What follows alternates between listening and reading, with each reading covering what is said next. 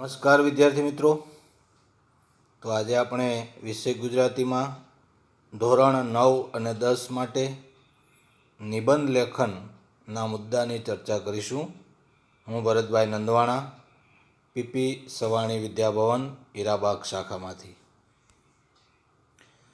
વિદ્યાર્થી મિત્રો, સારા નિબંધ લેખન માટે કેટલીક બાબતો ધ્યાનમાં રાખવી પડે છે, અને જો એ બાબતોને ધ્યાનમાં રાખીને તમે નિબંધ લખો તો ખૂબ સુંદર અને આકર્ષક નિબંધ લખી શકો.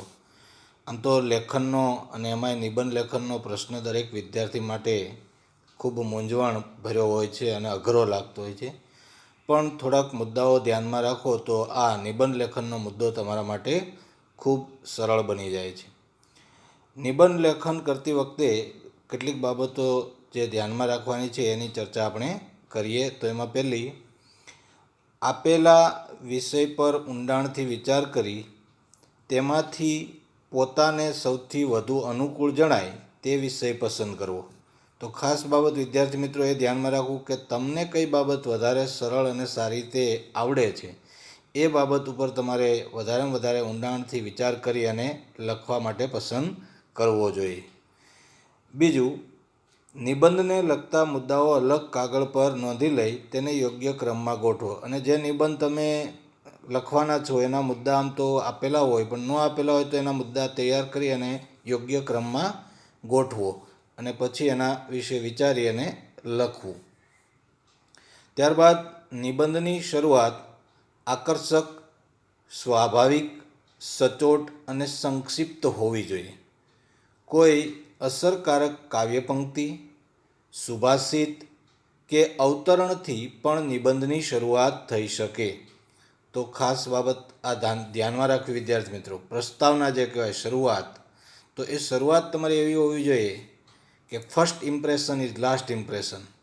તમારી શરૂઆતની છાપ એવી પડવી જોઈએ કે વાંચનાર જોનારને ગમી જાય. એટલે કોઈ સારી વિષયને અનુરૂપ કાવ્યપંક્તિ હોય, કોઈ સંસ્કૃત સુભાષિત હોય, તો એના દ્વારા તમે એ શરૂઆત કરો તો તમારા નિબંધની શરૂઆત ખૂબ સારી થઈ શકે. ત્યારબાદ બધા મુદ્દાઓનો વિસ્તાર સ્પષ્ટ, ક્રમબદ્ધ અને અસરકારક રીતે કરવો જોઈએ. જો દરેક મુદ્દાનો ન્યાય સરખો મળવો જોઈએ, ક્રમબદ્ધતાથી એની રજૂઆત પણ કરવી જોઈએ. કોઈ મુદ્દાને વધારે લંબાણપૂર્વક લંબાવી દો અને કોઈ મુદ્દાને ટૂંકમાં લખી નાખો તો એ નિબંધનું બેલેન્સ યોગ્ય રહેતું નથી, અસરકારકતા ઘટી જાય છે. એટલે તમામ મુદ્દાને વિસ્તાર સ્પષ્ટ અને ક્રમબદ્ધ અને અસરકારક રીતે કરવો. નિબંધમાં વિચારોની એકસૂત્રતા જળવાવી જોઈએ, અને જે નિબંધનો ક્રમ હોય એ મુજબ એની વિચારની એકસૂત્રતા જળવાવી જોઈએ. આડાવડા ગમે તેમ નહીં, ક્રમબદ્ધ રીતે એકસૂત્રતા જળવાય એ રીતે રજૂઆત એક પછી એક પેરેગ્રાફમાં થવી જોઈએ. અને ખાસ બાબત એ ધ્યાનમાં રાખવું વિદ્યાર્થી, નિબંધમાં વિષયાંતર થવું ન જોઈએ. બરાબર વિષયને વળગી રહેવું. વિષય હોય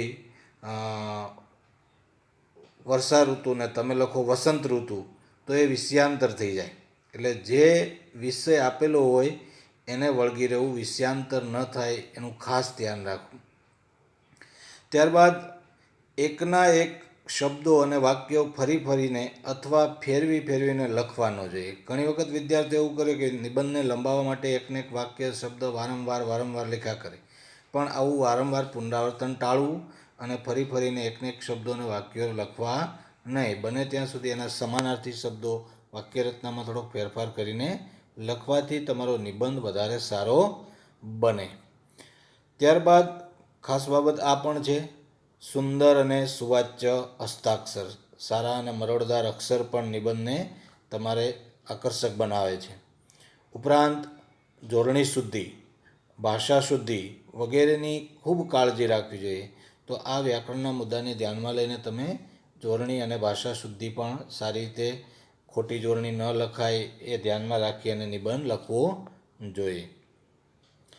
નિબંધ લેખનમાં અનુસ્વાર, હાસ્યો અને વિરામચિહ્નો વગેરેનું પૂરતું ધ્યાન રાખવું જોઈએ. જો યોગ્ય મુદ્દા આવે ત્યાં એના પેરેગ્રાફ પાડવા, હાસ્યાઓ વ્યવસ્થિત રીતે પાડવા, અનુસ્વાર, વિરામચિહ્નો વાક્યને અનુરૂપ હોય ત્યાં મૂકવા જોઈએ. આ બાબત પણ ખાસ ધ્યાનમાં રાખવી. ત્યારબાદ વિદ્યાર્થી મિત્રો, નિબંધમાં વાક્યો ટૂંકા, સાદા અને અર્થગંભીર મતલબ સચોટ હોવા જોઈએ. ત્યાર પછી અલંકારો, રૂઢિપ્રયોગો, કહેવતો, અવતરણો વગેરેની ઉચિત અને પ્રમાણસર ઉપયોગ કરવો જોઈએ. આમ તમે એમાં અલંકારિક ભાષા વાપરો, રૂઢિપ્રયોગ વાપરો, કહેવત વાપરો, યોગ્ય અવતરણો વાપરો, તો પણ એનો યોગ્ય, ઉચિત અને વિષયને અનુરૂપ પ્રમાણસર ઉપયોગ કરવો. અતિરેક પણ ન થઈ જાય અને વિષયને અનુરૂપ ન હોય એવું પણ ન બને. એટલે વાણી વિલાસથી નિબંધનું મહત્ત્વ ઘટી જાય. ઘણી વખત વિદ્યાર્થીઓ બહુ વાણી વિલાસ કરવા માંડે, બહુ વધુ પડતી અલંકારિક ભાષા વાપરે, તો એનું જે નિબંધ તત્વનું નિબંધ હોય એ મહત્ત્વ ઘટી જતું હોય છે. એટલે સપ્રમાણ બધો ઉપયોગ કરવો. ખાસ કરીને પરીક્ષા ખંડમાં નિબંધ લેખન માટે વધુમાં વધુ તમે સમય 20થી 30 મિનિટનો સમય ફાળવો ઉચિત ગણાય. પણ તમારે સમયને અનુરૂપ માર્ક આધારિત નિબંધનો સમય ફાળવી અને એટલા સમયમાં નિબંધ તમારો લખાઈ જાય એની ખાસ કાળજી રાખવી અને યોગ્ય સમયે તમારું પેપર પણ સંપૂર્ણ પૂરું થાય એ બાબત પણ ધ્યાન રાખો. કારણ કે લેખનનો મુદ્દો અને એમાં સૌથી વધુ માર્કનો મુદ્દો હોય તો નિબંધનો છે. એટલે એના માટે સમય પણ ઘણો આપવો પડે અને વ્યવસ્થિત લખવો જોઈએ. ત્યારબાદ વાંચન, મનન, નિરીક્ષણ, વિચાર વિનિમય અને અઠવાડિયે એક નિબંધ લખવાના મહાવરાથી આદર્શ નિબંધ લખી શકાય. જો આ બાબત ખાસ ધ્યાનમાં રાખવી જોઈએ. સતત વાંચન કરવાથી, મનન કરવાથી, નિરીક્ષણ કરવાથી કે વિચાર વિનિમય કરવાથી અને દર અઠવાડિયે એકાદ નિબંધ લખવાની પ્રેક્ટિસ કરો તો એનાથી તમે નિબંધ લખવાને તમને સારામાં સારા આદર્શ નિબંધ લખવાની પ્રેક્ટિસ થાય અને તમે કોઈ પણ નિબંધ પૂછાય તો લખી શકો. જો અઠવાડિયામાં એક નિબંધ લખો તો એ તમે વર્ષના કેટલા બધા નિબંધ થાય. તો આવી રીતે તમને નિબંધ લેખનમાં કોઈ દિવસ ક્યારેય તકલીફ પડે નહીં. ત્યારબાદ લખ્યા પછી એકવાર સંપૂર્ણ નિબંધ ધ્યાનપૂર્વક વાંચી જવો. કોઈ ભૂલ રહી ગઈ હોય તો સુધારી લેવી જોઈએ. ત્યારે આખો નિબંધ લખાઈ જાય બરાબર, પછી આખો નિબંધ બરાબર વાંચી જાઓ.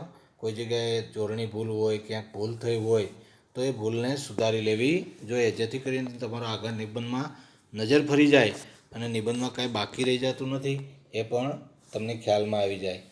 આ ઉપરાંત વિદ્યાર્થી મિત્રો, નિબંધ છે એ જે તે વિષય વસ્તુને આધારિત હોય છે. નિબંધમાં પ્રકૃતિલક્ષી હોય, ઘટનાલક્ષી હોય છે, આત્મકથાત્મક હોય છે. તો એ નિબંધ હોય એ પ્રમાણે તમારી ભાષા પણ એને અનુરૂપ હોવી જોઈએ. તો આવી રીતે નિબંધ માહિતી પ્રધાન હોય તો માહિતી પણ તમારામાં એના પ્રમાણમાં હોવી જોઈએ. તો આ દરેક બાબતોને ધ્યાનમાં રાખીને તમે જો નિબંધની તૈયારી કરો તો ચોક્કસ તમારો નિબંધ ખૂબ સુંદર બને, આકર્ષક બને, રસપ્રદ બને અને તમે નિબંધમાં જેટલું ધારો એટલું સફળ પરિણામ મેળવી શકો, સારા માર્ક મેળવી શકો. તો વિદ્યાર્થી મિત્રો, આ સિવાય પણ ઘણા બધા સાહિત્યોની અંદર નિબંધ લેખન માટેની માહિતી આપેલી હોય એ વાંચો અને વિચારો અને એનું અનુરૂપ તમે નિબંધ લખવાનો પ્રયત્ન કરશો તો ચોક્કસ તમારા નિબંધ સારી રીતે લખી શકશો અને સારા માર્ક પણ મેળવી શકશો. તો વિદ્યાર્થી મિત્રો, ખાસ કરીને તમારી નિબંધની બુકમાં નિબંધ લખો ત્યારે અને પરીક્ષામાં પણ નિબંધ લખો ત્યારે આ મુદ્દાઓને ધ્યાનમાં રાખશો તો ચોક્કસ તમારો નિબંધ સારી રીતે લખી શકશો.